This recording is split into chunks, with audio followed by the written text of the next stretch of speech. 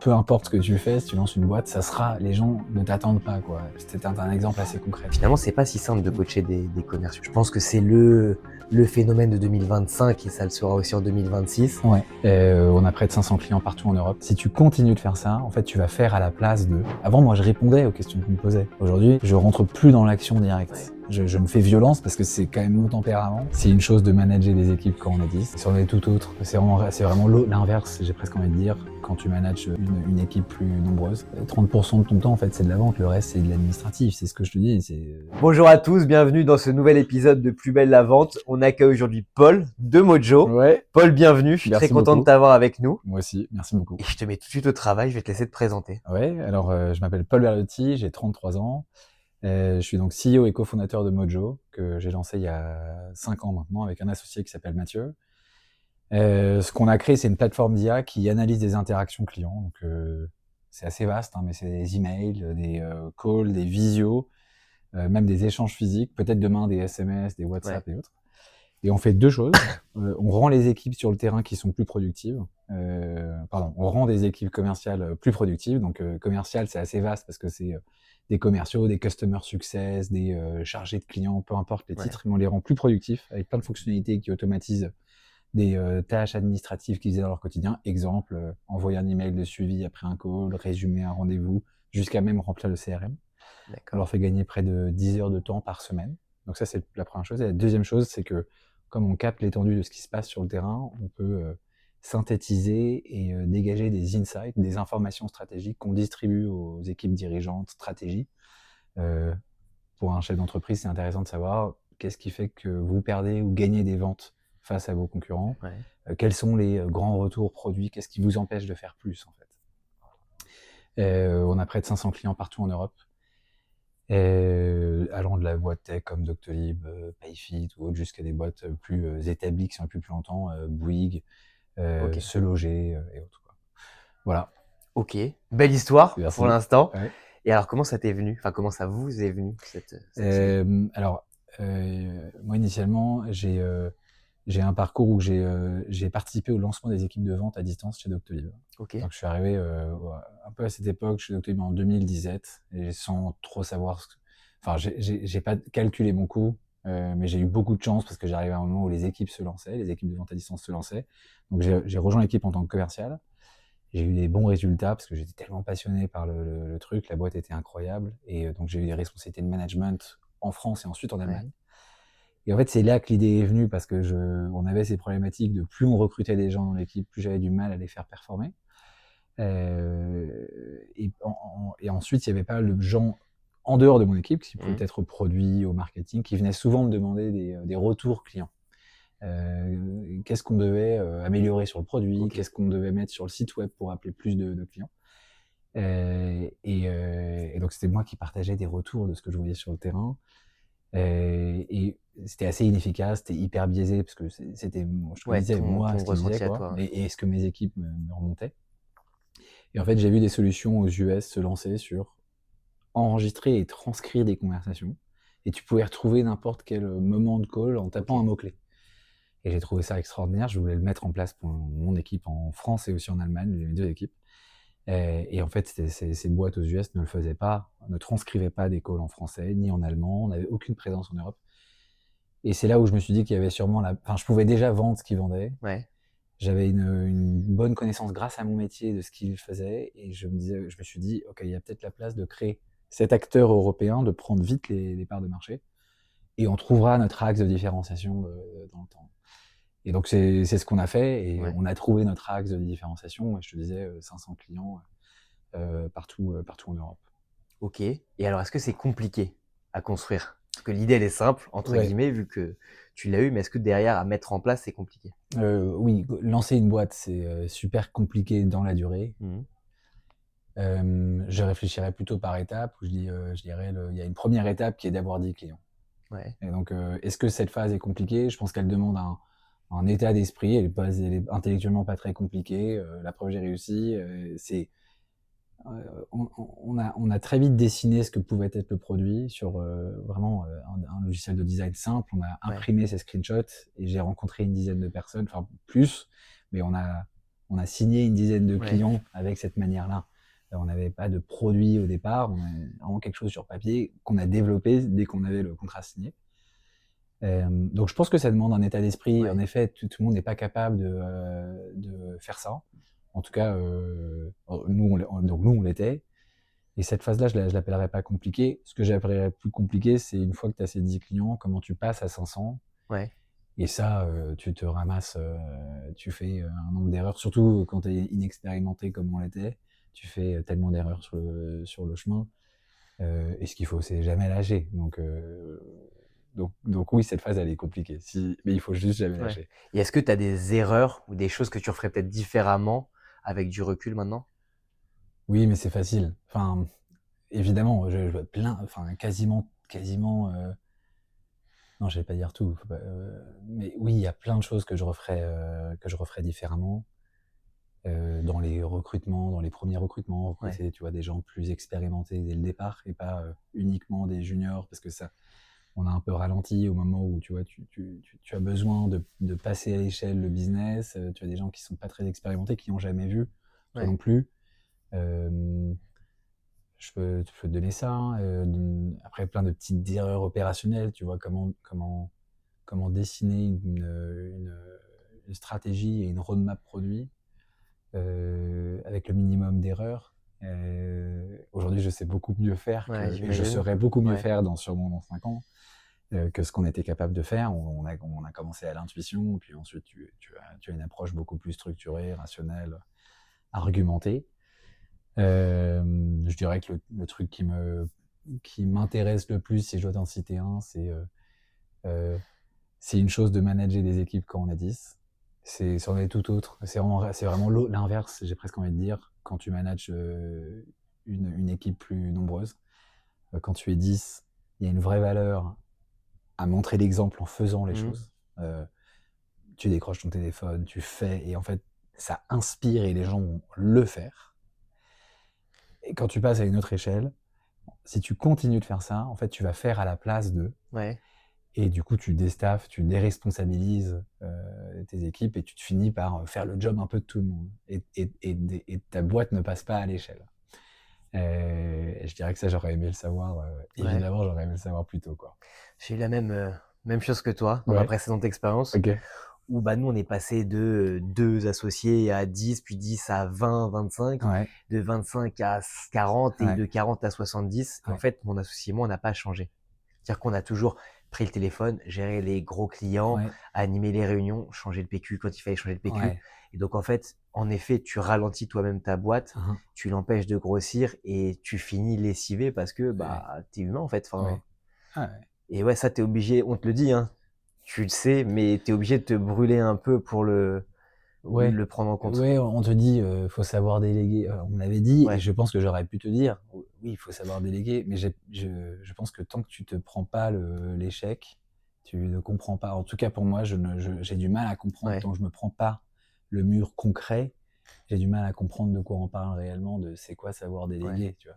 Et oui, oui, je sais déléguer, je sais confier des choses à quelqu'un, mais en fait, dans le quotidien, c'est pas si simple que ça. Et t'as eu un déclic sur cet aspect-là? Euh, Je pense une succession d'échecs répétés, enfin du Ouais, coup succession d'échecs dans un temps assez court, où tu te dis tiens, c'est peut-être moi le problème là. ouais, Et ça, ouais, je pense que ça m'a fait prendre conscience de ça. J'ai un associé en qui j'ai confiance aveugle, et donc on peut se dire les choses et je les écoute. Et je pense que ouais, c'est ça, c'est ces moments-là de ok, là il y a quand même plusieurs fois on me répète plusieurs ouais, fois la même chose. Euh, et donc, ouais, donc là, et après, se faire coacher, apprendre. En fait, il y a plein de gens qui l'ont vécu, ça. ouais. Et apprendre pour passer à cette étape-là. Et je pense que, je sais pas si je l'ai passé, mais je m'améliore. Au moins, tu t'améliores, Au ouais, moins, je c'est ça. m'améliore, ouais. C'est déjà un bon Ouais. point. Parce que t'en as qui restent bloqués toute leur vie, hein, j'ai envie de te dire. C'est moi qui dis que je m'améliore. Ça se trouve, les gens diraient On va pas du demander tout. à ton équipe en caméra cachée après. Et alors, avant Mojo, Ouais, avant Doctolib, ouais. c'est quoi ton parcours? Bah, moi, j'ai un parcours plutôt étrange. J'ai vraiment 25 ans d'échecs scolaires cuisants. Ouais, Euh, j'ai pas mon brevet des collèges, j'ai même pas de bac général. Ça a pas été des années simples. J'ai plutôt grandi dans un environnement où les gens réussissaient bien, Ouais. donc j'étais le seul qui n'y arrivait pas. Le vilain petit canard un peu de. Ouais, Ouais. et en plus, c'est une période, l'échec scolaire, c'est quand même un truc dont aujourd'hui j'ai l'impression que je suis le seul parce que je suis dans un environnement où les gens ont super bien réussi ou Ouais. bien réussi et scolairement. Et je pense que c'est quelque chose d'assez dur parce que souvent dans l'échec scolaire, tu as pas mal d'élèves qui en fait tentent et ça ne marche pas. Ouais. Et c'est assez injuste parce que y en a qui tentent à peine et ça marche. Et quand ça marche pas à l'école, on te le fait savoir et pas des bonnes manières. Donc ouais, je viens de là. Et Doctolib, ça a été un virage pour moi parce qu'en Ouais. fait, pour la première fois de ma vie, on m'a dit que c'était bien ce que je faisais. Tu vois, c'est arrivé, j'avais 27 ans. Ouais. Et du coup, j'y suis allé à fond. Attends, là, tu nous teases. Qu'est-ce Ouais. qui s'est passé entre le brevet et les 27 ans? Bah, en fait, pas grand-chose. Sans mes parents, je pense que j'aurais arrêté l'école. Ouais. Je pense que j'aurais pas pu continuer. Donc on s'est accroché et j'ai tant bien que mal, je suis allé jusqu'à un lycée hors contrat et j'ai passé un bac, c'était STG à l'époque, tu vois, je Ouais. parle déjà comme un vieux. Euh, Ensuite, j'ai fait une école de commerce, encore une fois. J'ai beaucoup de respect pour cette école, mais c'est pas. Je crois qu'elle a déjà fermé, tu vois. Bon, voilà. Ouais. Les 3 dernières écoles que j'ai fait ont fermé. Faut peut-être que tu vois un Tu signe. vois, je Ouais. pense qu'il y a quelque chose. Le directeur Est s'est en prison. suicidé. Euh, et donc ça, c'est ma scolarité. Et ensuite, j'ai fait, juste après mes écoles, donc j'ai essayé de trouver des jobs, mais je voulais absolument faire de la finance parce que je me disais que ça m'intéressait. Peut-être l'entreprise, en fait, Ouais. m'intéressait. Mais c'était impossible pour moi de rentrer. J'avais pas du tout les bons diplômes et j'étais pas bon du tout. Ouais. J'avais fait un stage et je voyais bien la différence entre ceux qui ont tous été recrutés et moi. Et il faut être honnête, j'étais pas bon dans le job. Et donc, je me dis, bah, j'ai rien à perdre et je décide de partir en Côte d'Ivoire monter une première Ok. boîte. Je rejoins un cousin qui était expat là-bas et qui me dit qu'il a une brillante idée, c'était d'ouvrir des laveries dans toute la ville d'Abidjan. Il en a ouvert une, ça marche super bien, donc je décide d'y Ouais. aller. On en ouvre une quinzaine. Ça marche bien, mais c'est un business assez dur parce que plus tu ouvres des magasins, plus tu as de l'opérationnel à gérer, plus c'est difficile. Et donc au bout d'un an, j'ai vu les limites, je me suis bien amusé, j'ai décidé de rentrer. C'est là Ouais. par hasard que j'arrive chez Doctolib grâce à mon frère jumeau qui me dit qu'il a passé des entretiens dans cette boîte et il a trouvé ça incroyable. Donc c'est comme ça que je suis allé. Et tu rentres chez Ouais, Doctolib. je rentre chez Doctolib. Et on a le pôle d'aujourd'hui, quoi, Exactement, quasiment. exactement. Ok. Et du coup, c'est quoi ton premier rapport à la vente, toi? Mon premier, alors, je pense pas mal encore une fois avec mon frère jumeau, on faisait pas mal de petits business Ouais. pour se faire de l'argent de poche, quoi. Et on avait commencé à tenter des trucs. J'avais tenté des premiers call Ouais. sur des business, rien à voir. Et je me souvenais de la difficulté de me prendre des portes au téléphone. Et donc j'avais ce souvenir-là. Et quand je suis arrivé chez Doctolib, je me souviens m'être dit cette petite phrase de « ça va être incroyable de voir est-ce que les gens ils vont être aussi agressifs Ouais. qu'ils l'avaient été quand j'avais tenté ce truc-là ». Et oui. Oui, ça n'a pas changé. Et ça n'a pas C'est changé. même pire, je crois. Et non, mais du coup, je me suis tout de suite dit « Ok, en fait, c'est ça. De faire du business, en fait, c'est dur. Personne ne veut avoir une conversation avec toi. » Et pour autant, j'arrivais dans une boîte Doctolib qui était quand même déjà, qui avait 10 000 clients, en ce Ouais. moment, 400 000 Ouais, aujourd'hui. puis t'as envie de parler à Doctolib. Même si t'as pas envie, s'il y a une boîte à qui tu veux parler quand t'es dans le Ouais, médical, c'est Doctolib. oui, c'est vrai, mais c'était quand même le départ où, quand je disais Ok. Doctolib, les gens connaissaient pas encore tous, D'accord. tu vois. Et donc, c'est ça que je trouvais intéressant, c'est que je me disais, bah, là, c'est une boîte qui, franchement, marche bien. Et est-ce que les gens vont recevoir les calls comme positivement? Et non, c'était quand même difficile. Et je m'étais dit, ok, ça, Ouais. peu importe ce que tu fais, si tu lances une boîte, ça sera, les gens ne t'attendent pas, quoi. C'était un exemple assez concret de ça. Du coup, la première vente, parce que moi, Ouais, ce qui m'intéresse, c'est ouais. les trucs artisanaux. Le truc avec ton frère, j'attends la réponse, tu vois. Euh, on faisait, en fait, on contactait des joueurs de foot qui étaient pas encore connus, mais qu'on sentait qu'ils pouvaient le devenir. Et on les contactait pour leur dire, je te gère tes pages Facebook et autres. Et donc ils disaient souvent oui. Et du coup, on vendait de l'espace publicitaire sur leur page Facebook. Donc c'était ça, c'est cool.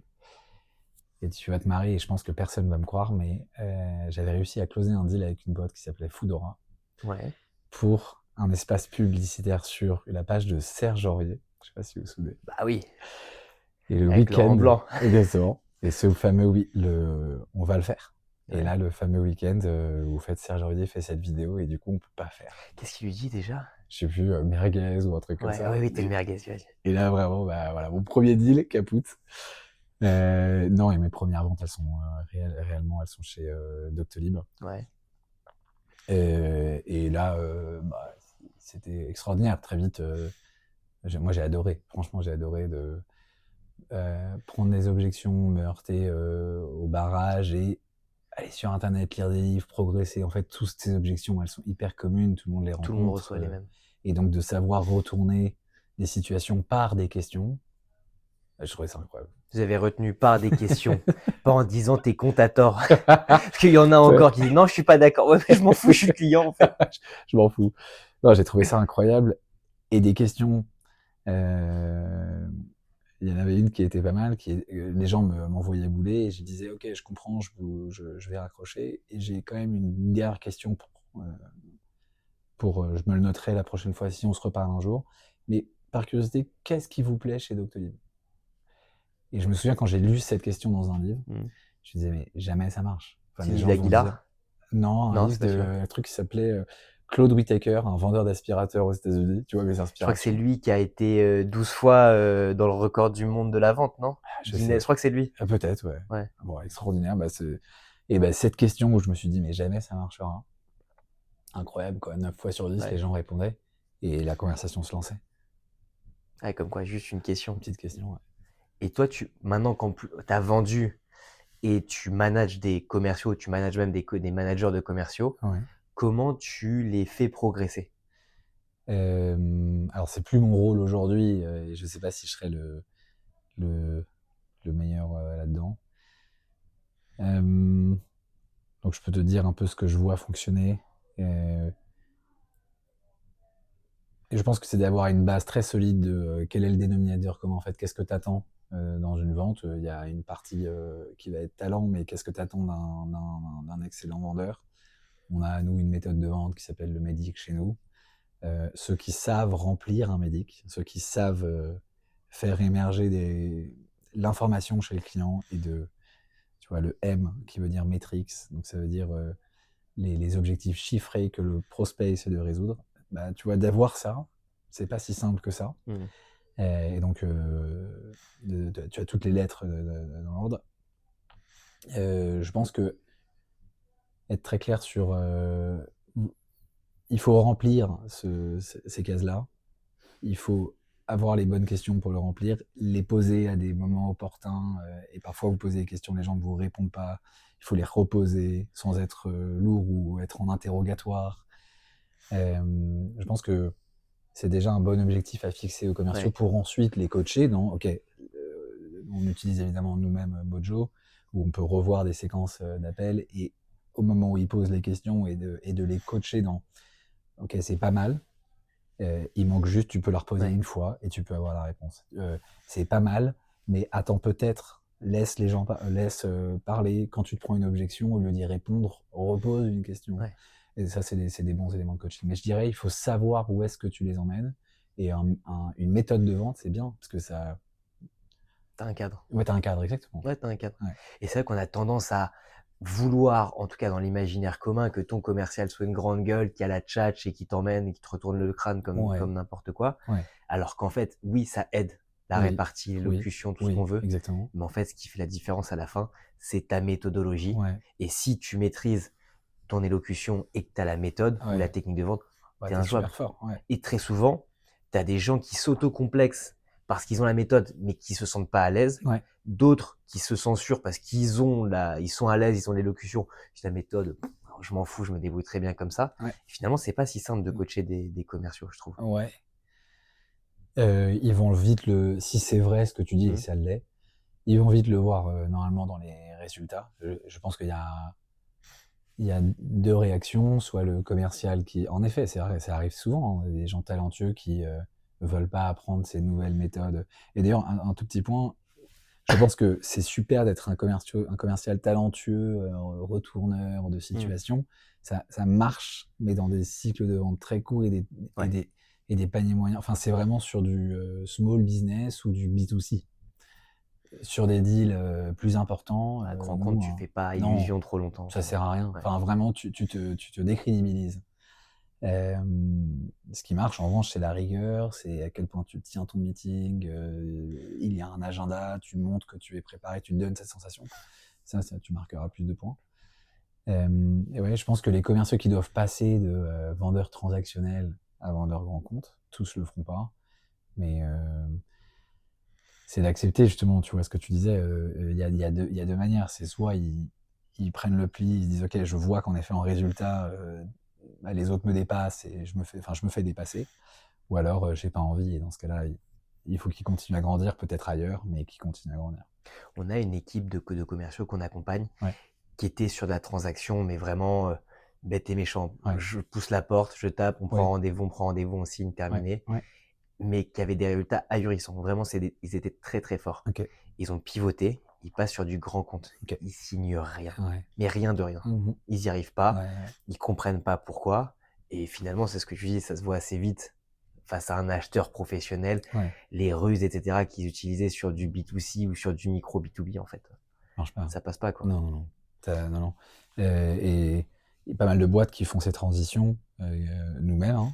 Nous, ça nous a pris du temps de passer de vendeurs transactionnels, tu vois, sur un cycle de vente en 3 étapes, on bouclait en 1 mois max.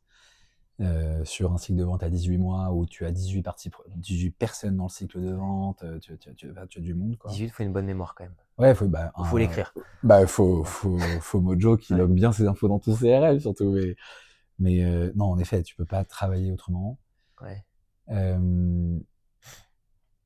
Et oui, nous, ça nous a mis 1 an avant qu'on ait les premiers commerciaux qui arrivent en autonomie totale à gérer un cycle de vente.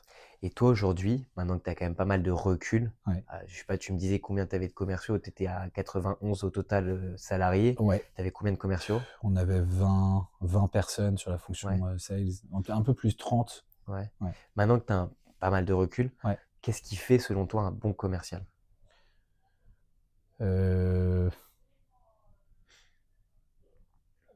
À chaque fois, à chaque fois, je me dis, tiens, c'est ça que je répondrais à cette question, et j'oublie la réponse. Là, Faut le mettre dans Mojo. Ouais, elle vient pas là. Je pense que quelqu'un qui est excellent dans le rythme d'un cycle de vente, qui sait créer l'intérêt. Et ça, tu le feras que en posant des questions précises, fines, en sachant où tu vas, et en reliant, en aidant en fait la personne en face à structurer un problème qui bien souvent ne structure pas. Ils sentent qu'ils ont mal, mais ils savent pas trop et quelle est la raison. Ils peuvent savoir les conséquences, mais ils savent pas trop la cause. Et donc voilà, je dirais que ça me va de répondre ça. Un excellent commercial, il sait aider la personne en face à faire un schéma problème. Cause, conséquence, raison, impact. Et en fait, pour ça, il faut avoir le contexte de ce que tu vends, de ton client, de où est-ce que se positionne ton produit. Ça met du temps à savoir ça. Il faut savoir mettre la personne en face dans un bon état d'esprit pour qu'il soit joueur, en fait, et qu'il te réponde à ces questions-là. Il y a des gens qui peuvent être super fermés. Bon, ça, c'est des infos, ça ne vous regarde pas. Et il faut savoir faire ça. Et je pense ensuite être bon dans le rythme de, OK, prochaine étape, ce que je vous propose, c'est qu'on en a 2, on fait là. Voilà, Ok. je dirais ça. Et à l'inverse, Ouais. qu'est-ce qui t'agace le plus chez un commercial? Quelqu'un qui dit pas la vérité.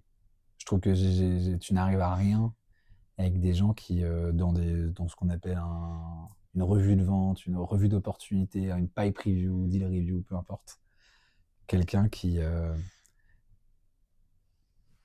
soit ne dit pas, en fait, dans ces meetings pipe review, c'est là où on va dire, ok, tu as cette opportunité, pour toi, on va aller jusqu'au bout. Ah ouais, ils sont super motivés. Ok, qui est super motivé? C'est un tel. Ok, pourquoi tu penses qu'il est super motivé? Il me l'a dit, il est super motivé. Tu peux me prouver qu'il l'a dit? Et donc c'est où on challenge les commerciaux pour les faire sortir de cette bulle. Parfois, on est super optimiste, on pense que tout va se faire, et donc de les challenger positivement pour qu'ils regardent la réalité. Et parfois, certains commerciaux disent, en fait, t'as raison, c'est pas du tout une opportunité, mon truc. Et ils disent, mais en fait, t'as raison, on passe à autre chose. C'est pour donc disqualifier les mauvaises opportunités ou trouver les bonnes prochaines étapes sur les bonnes opportunités. En fait, tu penses que tu parles à la bonne personne, mais regarde. Mon avis, c'est que c'est lui qu'il faut aller voir. Et je dis, donc en gros, les mauvais commerciaux sont ceux qui te disent pas la vérité pour plein de raisons. Parce que c'est en eux, c'est trop dur. Est-ce qu'ils te disent pas la vérité ou est-ce qu'ils se disent pas la vérité? C'est pour ça que je te dis pour plein de raisons. Parfois, ils ne se disent pas à eux la vérité. Moi, j'ai eu des trop belles situations de coaching où je dis en fait, je suis pas là pour dire que tu es mauvais. Je suis là pour trouver les bonnes prochaines étapes ou t'aider à faire une revue de pipe et sélectionner les bonnes opportunités. J'ai besoin que tu me dises vite les infos. Tu as le droit de me dire, j'avoue, je sais pas, j'avoue, je me suis enflammé. C'est 100%, tu as le droit. Il faut que tu me le dises. Et tu as plein de bonnes situations où les gens disent, ouais, tu as raison, je suis un peu trop sur la défensive. Et tu en as, en tout cas, il y en a où j'ai pas réussi. Et donc, en fait, tu n'avances pas parce que tu peux pas les aider.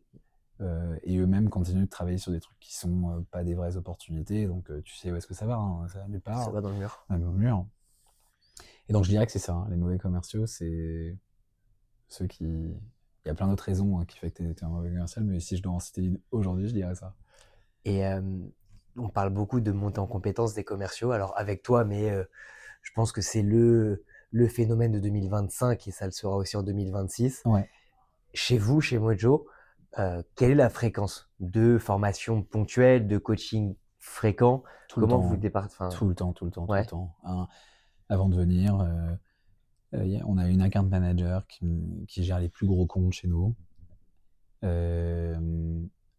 Et elle est face à une situation, elle me demande de l'aide. Évidemment, j'ai 10 minutes, sur ce sujet-là. On se pose, tout le monde on est en open space, hein. Et on se coach là, enfin en tout cas là je la coach. Ok, qu'est-ce que tu cherches à faire? C'est quoi ton enjeu? Selon toi là, c'est quoi l'enjeu? Et de faire réfléchir les gens avec des questions assez précises et candides, mais donc qui font prendre du recul aux gens. Et souvent ils arrivent eux-mêmes à la réponse. Hein. Ah ouais, attends, en fait je crois savoir.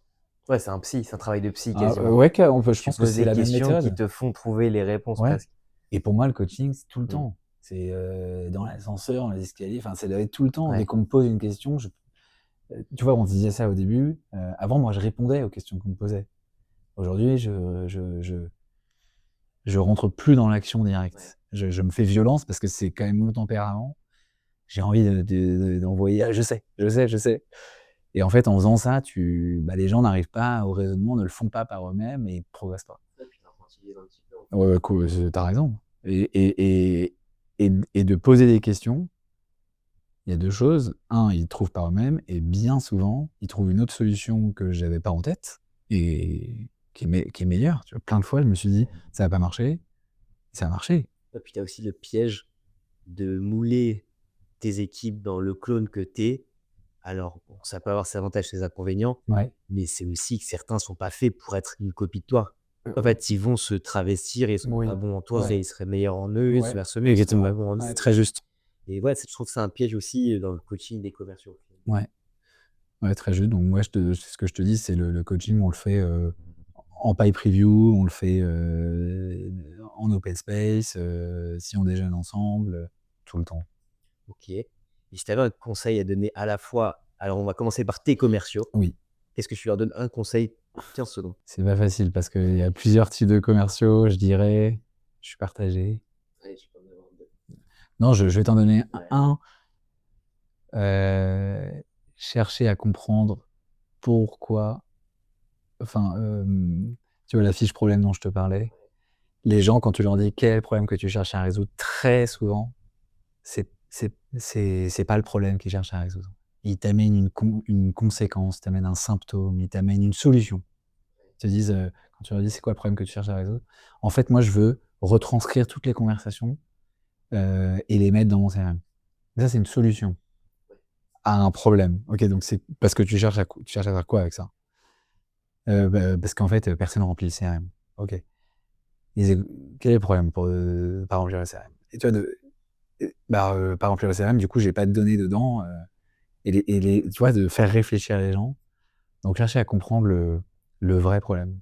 Ouais, c'est intéressant ce que tu dis. Tu vois, nous, quand on donne des formations, des coachings, Ouais. c'est le premier truc. Ok, pitch-moi ta boîte. Qu'est-ce qu'elle fait ta boîte? Alors, tu as ceux qui improvisent, tu as ceux qui récitent ce qu'on leur a dit de réciter. 80% du temps, ils ne mettent pas le doigt sur le problème. Ok, nous, je prends notre exemple, on n'aide pas les boîtes à commercialiser plus ou à externaliser leurs commerciaux. On les aide à faire plus de chiffre d'affaires. Ouais. Et eux, leur objectif, c'est ça. Oui. C'est pas de déléguer leur vente. C'est pas parce qu'ils sont pas bons en vente. Oui. C'est ça. Et finalement, tu restes bloqué sur les caractéristiques. Les commerciaux restent bloqués sur les caractéristiques Ouais. et pas là où ça fait vraiment mal, pour reprendre l'expression que tu utilisais. Ouais. Et c'est vrai que c'est un vrai problème parce que pour certains, c'est évident. Pour d'autres, ça l'est quand même beaucoup moins. Ouais. Ouais, je pense qu'en plus, si tu arrives à faire ça, tu accompagnes les gens plus stratégiquement, tu gagnes beaucoup en confiance. Ouais, donc je dis, ouais, enfin, si je devais leur donner un conseil, c'est ce que tu décris, c'est aller chercher le problème. Vraiment le. Problème. Et on parle en problème et pas les caractéristiques qu'on s'en tape. Les avantages, c'est bien, mais c'est pas ce qu'on cherche. Le problème et comment on résout le problème. Exactement. Et toi, comment tu le vois l'avenir de notre profession, alors en général, hein, je t'inclus dans l'écosystème Ouais. commercial, Ouais. par rapport à des outils comme le vôtre, comme l'IA dans la prospection, comme les lois qu'il peut y avoir sur Ouais. le call et autres. Comment Oui. tu vois l'avenir de La profession, ouais. Moi, je pense que c'est ce que l'IA va apporter et donne vraiment des raisons de s'enthousiasmer sur ce job-là. Parce que ça fait 20 ans que les CRM sont apparus, que il y a de plus en plus de parties administratives pour les commerciaux, d'aller, tu vois, c'est pas si simple en fait de faire 20 cold calls demain matin. D'abord, il me faut une liste. Dans cette boîte, j'appelle qui? Je lui dis quoi? C'est pas si simple. Et ça te prend beaucoup de temps aujourd'hui, tu vois, le temps administratif à faire des listes. Je sais, il y a des boîtes où on te confie direct la liste, mais c'est devenu super compliqué, trouver les numéros. Je leur dis quoi? C'est devenu, tu vois, après chaque conversation, je dois envoyer un email de suivi, je dois remplir mon CRM, je dois structurer ma prise de notes. Il y a un temps administratif qui a explosé. Donc tu vends pas. Franchement, les chiffres, c'est dingue. 30% de ton temps, en fait, c'est de la vente. Le reste, c'est de l'administratif. C'est ce que je te dis. Tu cherches le bon lead, tu prépares ton discours, tu envoies un email. Et je pense que l'IA va transformer ça. Et que le job, maintenant, ça va être quasi 100% d'être avec des clients. Et que c'est ce que les commerciaux, oui, c'est les commerciaux, enfin, tu vois, ce que je te décrivais chez Doctolib, c'est ça que moi j'aimais pas remplir mon CRM et trouver la bonne personne à appeler. Normalement. Et Ça se bagarre un peu en plus. et quand ça le fait bâcher, c'est inquiétant. Je dirais ça. Donc moi, je pense que ça a libéré une grosse partie du job. Et la deuxième chose, c'est que je sais pas où est-ce que les solutions d'IA sur faire du cold call à la place, des appels de prospection à la place, je sais pas où est-ce que ça va. Je dirais qu'il y a quand même l'historique de, tu vois, ce qui s'est passé. Tout le monde utilise des emails pour faire de la prospection maintenant. Nous, on utilisait des emails il y a 5 ans, on avait 20% de gens qui nous répondaient, aujourd'hui 0. Allez, un pour 1000. T'es fort, hein, t'es fort parce que ouais, tu vois, donc ça marche plus parce que tout le monde a été inondé d'emails, tout le monde a compris qu'en fait, ce ne sont pas des emails, ce sont des 150 emails qui partent d'un coup. Et même si l'IA viendra les personnaliser, on sait de quoi il s'agit. Les Gmail, Outlook font en sorte que tu tombes en spam ou que tu en envoies trop peu pour. Exactement. Donc en fait, je trouve que le canal email, c'est un bon historique. Si demain, on a des IA qui font les cold calls à notre place, je pense que ça suivra le même chemin. Comme tu l'as eu avec l'automatisation sur LinkedIn presque. Ouais, exactement. Où, alors c'était 35-40% de taux de retour et presque positif à chaque fois, les premières semaines. On était à 7, on a arrêté nous, mais je pense que tu es à 3-4% maintenant. J'ai pas les chiffres. Donc, ouais, c'est pareil. Après, nous, sur l'IA, on a un bon recul, déjà parce qu'on se fait prospecter 3 fois par jour par des IA. Et surtout, on est sollicité aussi presque tous les jours pour nous implémenter des IA en call call. Bah, moi, je suis pas fan personnellement. Raph est beaucoup plus technophile que moi. Mais pour l'instant, force est de constater que c'est pas prêt. Alors déjà, en effet, c'est pas prêt. Je pense que ça peut marcher dans des cas, je le vois fonctionner sur de l'inbound, du service client, où les gens sont OK en fait. Ils veulent une réponse. Donc, exactement. Et parfois, c'est meilleur que le conseiller. Mais sur de la prospection, tu l'as en tête, c'est vraiment différent. Donc, si demain, en tout cas, ça fonctionne, je pense qu'il faut quand même s'attendre au fait qu'on répondra plus. Enfin, tu vois ton téléphone. On avait fait un post sur LinkedIn, rien à voir, mais sur l'IA, on se faisait prospecter par une IA. Et donc, on se filmait pour montrer à quel point c'était stupide. Tu pouvais pas avoir de conversation. On l'a posté un peu pour rigoler. En fait, le post a buzzé. C'est-à-dire qu'à la fin, il finit à 1000 ou 1500 commentaires. Je me dis, il faut quand même creuser. Tu vois, faut comprendre quel est le retour des gens. Parce que tu as évidemment des commerciaux qui ont les trouilles de se faire remplacer, mais tu as aussi beaucoup de gens qui se positionnent en tant que clients face à ça. Et ici, il y a un vrai insight à récupérer, de savoir comment ils le perçoivent. Et concrètement, ce qu'ils disent concrètement, alors ce n'est pas la vérité absolue, c'est ceux qui ont répondu à ce poste-là. Dis-moi, en fait, quand bien même ce serait bien fait, si je décèle que c'est une IA, ça ne me donne pas envie, ça me chauffe. Un peu comme tu l'as cité sur les emails, même un mail qui est utile, en fait, tu reçois tellement, tu sais que c'est automatique, ça te déchauffe. Donc, en fait, il y a toujours ce côté très sceptique presque de commerciaux pur jus qui disent non, mais ça marchera jamais. Et tu as presque ce fantasme un peu geek de se dire, mais en fait, on n'a pas besoin des gros lourdeaux de commerciaux, on peut faire sans vous et on n'a plus besoin de prendre les téléphones et d'appeler. Et c'est dur de se retrouver entre les deux. Moi, je partage. Je pense que j'ai du mal à croire à un monde où les gens sont OK de ah bah tiens, j'attendais votre appel. Enfin non, j'y crois pas. Donc peut-être que ça ne marchera pas et du coup il n'y aura pas d'inondation de cold call. Je pense que c'est trop tentant pour des gens. Il y a trop de gens qui rêvent de ça et donc ça sera mis en place. Et donc ce que je pense, c'est que les meilleurs commerciaux, ils feront ce que l'IA ne sera pas faire. Aller dans des salons, se créer un réseau, faire du porte-à-porte en B2B. J'ai hâte de voir des premiers, j'en suis sûr, tu vois. Je l'ai fait en B2C, je l'ai fait en B2B. Ouais, c'est ça, tu vois. Donc, moi, j'ai des gens qui m'en parlent et qui me disent que ça fonctionne. Ils allaient voir un client dans un bâtiment, ils se rendent compte qu'il y a une autre boîte en bas, ils y vont, et ils ont un rendez-vous. Et je pense que... Alors, c'est plutôt flagué CHR, parce que pignon sur rue, tu rentres facilement parce que tu as un flux de clients. On a un client qui fait de la fibre, et on a un commercial qui va taper aux portes tous les jours, qui se met dans le haut, qui regarde ce qui ça capte pas, et qui tape aux portes. Et ça a bugué, j'étais chez un client au-dessus, j'ai vu que ça a bugué. Énorme. Et ça marche. Énorme. Le gars, il a 3 rendez-vous par jour. Bah, tu vois, s'il n'y a plus les emails, s'il n'y a plus LinkedIn, s'il n'y a plus les calls, je pense qu'il va peut-être falloir faire ça. Et puis, tu vas avoir une armée de commerciaux qui vont le faire, et il faudra changer.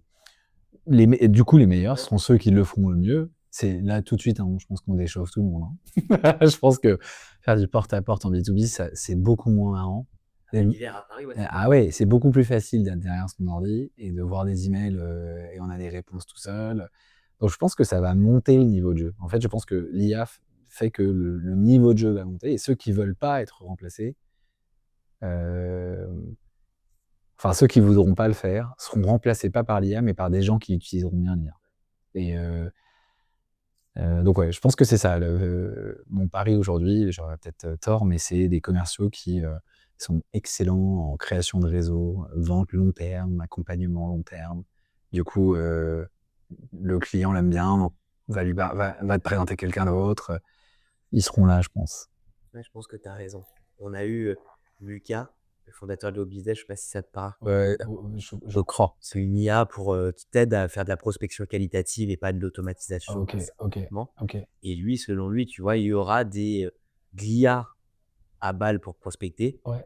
Et en face, les acheteurs ou les personnes auront des IA pour répondre à peu IA. Et je trouvais ça, je ne sais pas s'il a raison aussi là-dedans, mais je trouve ça assez intéressant d'imaginer ce truc-là, de se dire, voilà, nos besoins, c'est ça, filtre. Et un peu comme Mojo peut le faire, fais des résumés, tu parles avec notre IA, et tu me fais les résumés, tu me compares, tu fais les appels d'offres, et puis voilà, quoi. Pourquoi pas, peut-être. Ok.